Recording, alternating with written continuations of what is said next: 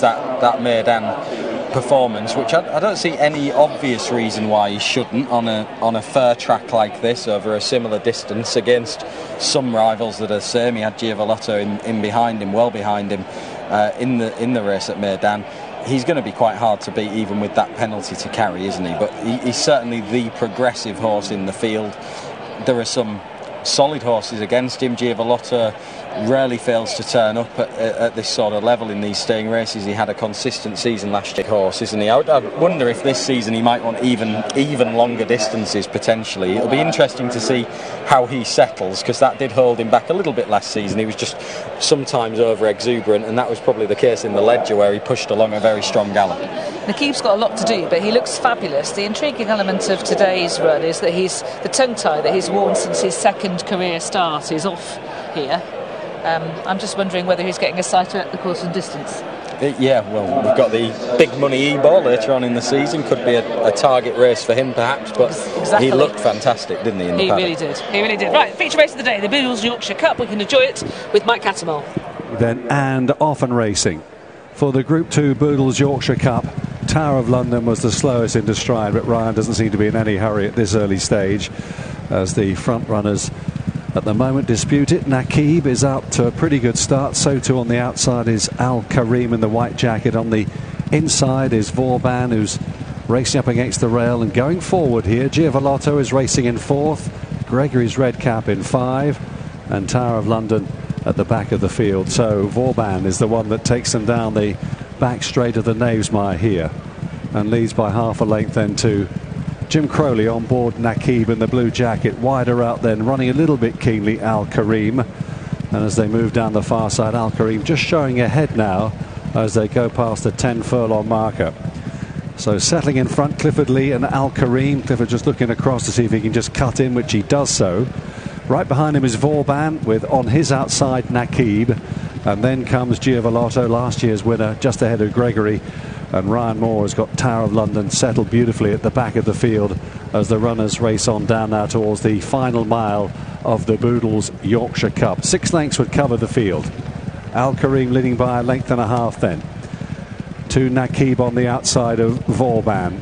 A break of a length and a half to 2 lengths then back to Giavellotto, travelling well in the hands of Oisin Murphy. Gregory on the outside for James Doyle. Tower of London cruising along in the rear is last of the 6 runners. Now they move down towards the final 3/4 of a mile here in what seems to be a generously run race so far as they start to begin their turn down the side of the course.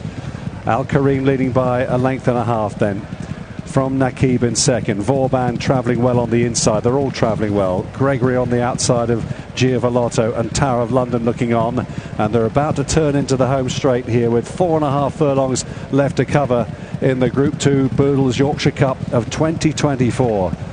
Al Karim out in front, then the nose-banded runner in the white jacket leading then as they come down the home straight. Vauban on the inside, on the outside, and struggling now Nakib as Gregory makes ground, and so too Giavellotto, and so too Tower of London down the middle of the course in the purple jacket under Ryan Moore. Past the 3 they go, down to the last 2.5 furlongs. Giavellotto in front, Vauban tackling him on the inside. Tower of London has been popped a few questions. He looks confident, Oisin on Giavellotto, travelling very strongly at the head of affairs. Tower of London hasn't picked up at all. They've got just over a furlong to go, and Giavellotto is beginning to draw clear of Vauban as they race inside the final furlong. Gregory's moved into 3rd place and is staying on, but it's Giavellotto here clear by 5 lengths, and he's going to defend the Yorkshire Cup in some style. Giavellotto goes on to win again. Vauban second, then Gregory.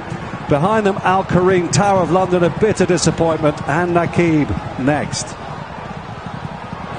Well, it looked a tougher, deeper race than last year, but Giavellotto has defended his crown in the Boodles Yorkshire Cup, and he has done so in smooth style. This was a really good performance. He likes it here, but this is surely his best yet. Oisin Murphy on board for Marco Botti. A yawning gap back to Vauban.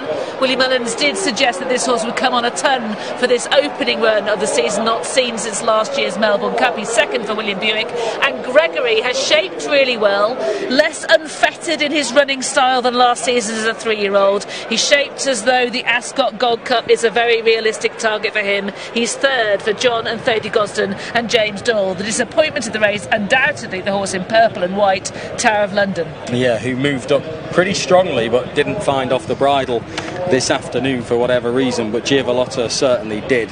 And last year it was a hard-fought win for him in this race. This season, not a bit of that. It was much improved, I think, on anything that he's done before. He's been a classy stayer for a couple of seasons now, but I think this is probably a personal best to rout the field in the manner that he has. He settled pretty well in behind under Oisin Murphy from the stalls. We can see early on Gregory, you pick up on that point with him. He was much easier to handle, wasn't he, this afternoon? Maybe he is settling down. James Doyle has got on really well with him, it seems, and he got him to switch off in behind horses early on. Al Kareem stays out wide for Clifford Lee. He eventually comes through to set the tempo, which I think was a good one, and made the race a good solid test of stamina that has suited Giavellotto really well. Very much so. You were making the point earlier on in the show that the kind of races that he got in Saudi and in Dubai with a tighter track, that this sort of more galloping track and with a setup that is likely to guarantee him a stronger pace was going to see him to good effect. But this is the most mature and complete performance I've seen from Giavellotto yet. Definitely, yeah. I think it's optimum conditions for him. Mile 6 around this track where he has built up a really good record. It's probably ideal conditions and distance combination for him, so it's kind of set up for him to produce a personal best. Dominant win in that style has been partly down to other horses, i.e. mainly Tower of London, not really giving his own running, but still to beat rivals of the calibre of Vauban and Gregory by a wide margin is a very smart performance. It is. I've just been handed a slip from Unibet, 5-2 if supplemented for the Ascot Gold Cup. I don't think that would be his race anyway. At all, not at all. No. I'm much more. I mean, Vauban has at least got the entry, and on the basis of this, the horse I'm most interested for the Ascot Gold Cup is the Queen's Vase winner from last year, Gregory. Definitely, yeah. I mean, he just looks a thorough stayer, doesn't he? I don't think Giavellotto would get the 2.5 miles, to be honest. You know, you can even see the way that he is in himself, sweating down his neck. He's quite an exuberant horse. He is running over staying distances, and obviously he's effective up to 2 miles, but he's not a thorough stayer, Giavellotto. I think this is his optimum trip, and look, they've gone 5-2 if supplemented. I don't know whether they will supplement or not, but if he is, I doubt very much he'll be 5-2. I mean, why would they supplement him? I mean, they knew what he was. Marco Botti knows what he is. It was a decision not to run in the Ascot Gold Cup.